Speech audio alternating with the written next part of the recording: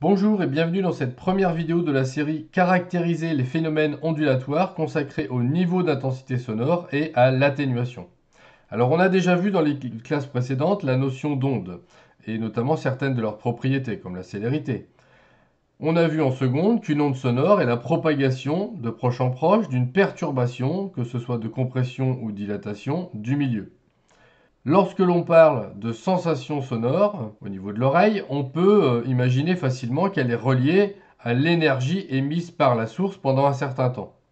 On définit donc l'intensité sonore comme étant I égale P sur S, P étant la puissance de la source, c'est-à-dire bien une énergie pendant une certaine durée, divisé par la surface de réception, donc la puissance reçue à un endroit sur la surface de la zone de réception. Alors cependant, les études psychophysiques de Bouguer, Weber et Fechner montrent au début du XIXe siècle que la sensation auditive, mais pas que, n'est pas reliée linéairement à l'intensité. C'est-à-dire que, par exemple, un son avec une intensité 2 fois plus forte ne paraît pas 2 fois plus fort au niveau de l'oreille. On définit donc une nouvelle grandeur qui va tenir compte de ça, qui va s'appeler le niveau sonore, qui est souvent noté L pour level en anglais, ou encore N pour niveau en français, par L égale 10 log de I sur I0. Alors le log est le logarithme décimal. Ici, L est donc le niveau sonore en décibels. Alors le décibel, c'est un dixième de Bell, hein. Bell étant le nom donné en 1923 à cette unité, en hommage à Alexander Graham Bell, l'inventeur du téléphone. De l'autre côté, on retrouve l'intensité sonore en watts par mètre carré et l'intensité sonore seuil qui a une valeur fixée à 1 10 puissance moins 12 watts par mètre carré. Alors cette intensité seuil, elle correspond au seuil d'audibilité pour une fréquence de 1000 Hz, qui est une fréquence moyenne en termes de conversation. On voit sur le graphe de Fletcher et Monson, qui est sur la droite ici, que le niveau sonore correspondant est 0 décibel.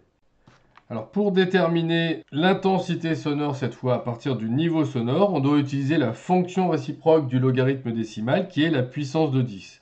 On a donc, en partant de l'expression du niveau sonore qui est celle-ci, en divisant par 10 tout d'abord cette expression-là, et en prenant ensuite la puissance de 10 de chaque côté, cette expression. 10 puissance log de I sur I0, ça fait I sur I0. Et en réorganisant, on a au final I qui est égal à I0 fois 10 à la puissance L sur 10.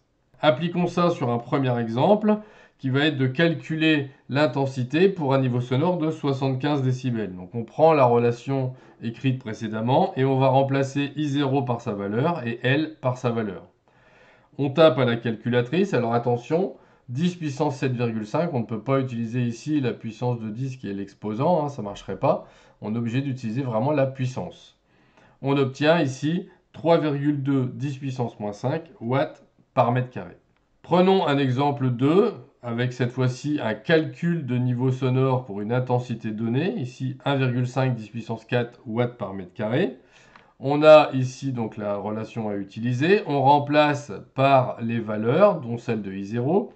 On peut donc déjà faire un petit calcul, arriver là. On va calculer avec notre calculatrice la valeur. Alors attention, on utilise le log décimal qui est bien ici et pas celui d'à côté qui est le logarithme népérien. On trouve donc ici une valeur de 82 décibels. Alors on va regarder maintenant quelles sont les raisons d'une atténuation du niveau sonore, c'est-à-dire d'une différence, d'une diminution entre deux niveaux. Alors la première raison, ça va être ce qu'on appelle l'atténuation géométrique, qui va dépendre en quelque sorte de la géométrie de la source, c'est-à-dire de comment elle va se répartir dans l'espace. Cette atténuation, elle existe même dans le vide. Si la source est isotrope, c'est-à-dire qu'elle émet exactement de façon identique dans toutes les directions, alors la puissance va se répartir à une distance d sur une sphère qui aura pour surface S égale 4pi fois d au carré. On peut le voir sur ce schéma.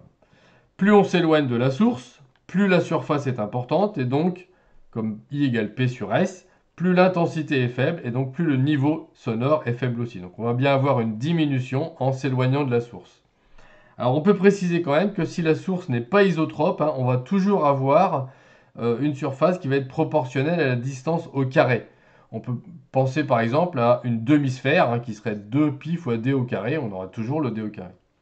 Alors on peut calculer cette atténuation en écrivant A égale le niveau sonore au point le plus proche moins le niveau sonore au point éloigné.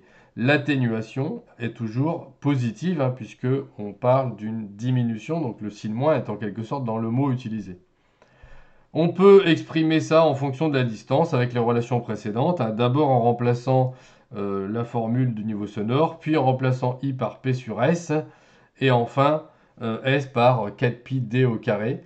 On obtient cette relation. L'autre possibilité d'atténuation est ce qu'on appelle l'atténuation par absorption, c'est-à-dire par absorption à la traversée d'un matériau, d'un milieu.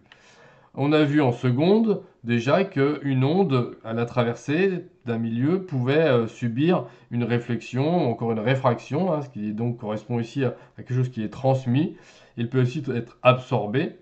Ici, on va s'intéresser à l'atténuation par absorption, c'est-à-dire tout simplement en faisant le niveau de l'onde sonore incidente moins le niveau sonore de l'onde transmise, qu'on peut aussi exprimer, comme tout à l'heure, en fonction des intensités, comme ceci. Alors on note qu'on peut trouver des graphes ou des tableaux donnant l'atténuation d'un matériau en fonction de la fréquence ou non, comme par exemple pour un vitrage, un double vitrage ou encore des bouchons d'oreille par exemple. Voilà, c'est tout pour cette vidéo, je vous remercie, à bientôt et au revoir.